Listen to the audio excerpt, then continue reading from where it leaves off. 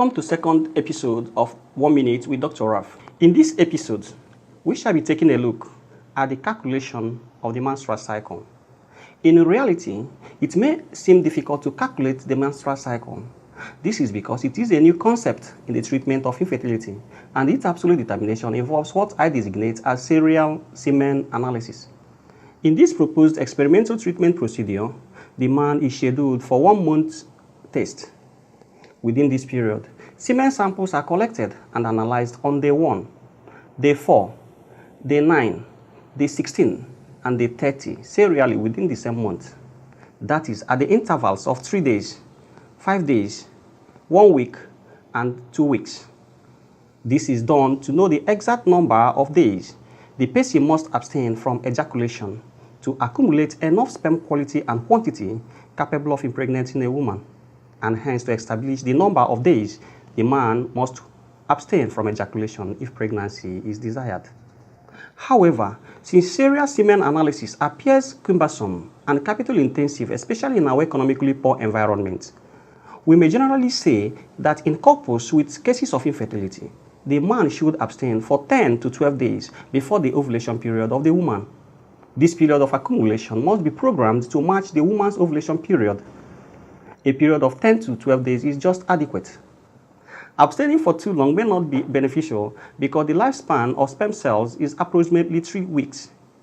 Abstaining for more than 3 weeks means that the epididymal sac that stores the sperm cells may become filled with dead sperm cells, as most of the sperm cells would have started dying at this point. We have observed that abstaining beyond 2 weeks may induce wet dream in some patients, which in turn reduces the sperm quality and quantity before the awaited ovulation. How do we match menstrual cycle of the man with the menstrual cycle of the woman to achieve pregnancy? This is not usually very easy, but the following calculation works.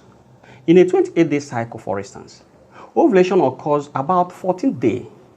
Note that menstrual cycle is counted from the first day of the menstrual flow as day 1. The man should abstain from the first day of the female cycle until the 13th day when sexual intercourse is done. Why the 13th day, somebody may ask. The reasons are as follows. 1. A quality sperm cell lives up to 3 days when deposited into the female genital tract. Therefore, quality sperm cells deposited on the 13th day will remain alive until the 14th and 15th day. Number 2. The female genital fluid is more sperm-friendly just before ovulation than at any other time. Therefore, maintains the sperm cells much healthier within this period. Number 3. The female egg laid at ovulation lives about 24 hours before dying. Hence, even if the woman ovulates on the day 12, the egg is likely to remain alive until day 13 when sperm is deposited. Deposition of high-quality sperm on the 13th day of the female cycle ensures that the ovulation period from day 12 to day 15 is essentially covered and pregnancy is likely to occur, all other things being equal.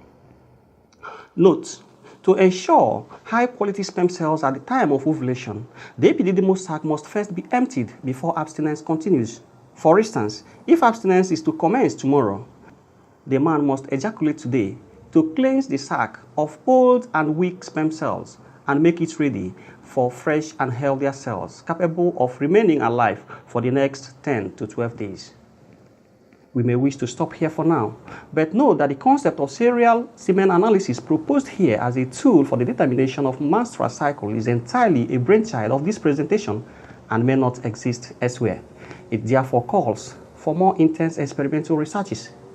In the next episode, we shall take a look at other cycle lengths, such as the 21-day cycle, 35-day cycle, and others, and how to calculate and match them with menstrual cycle to achieve pregnancy.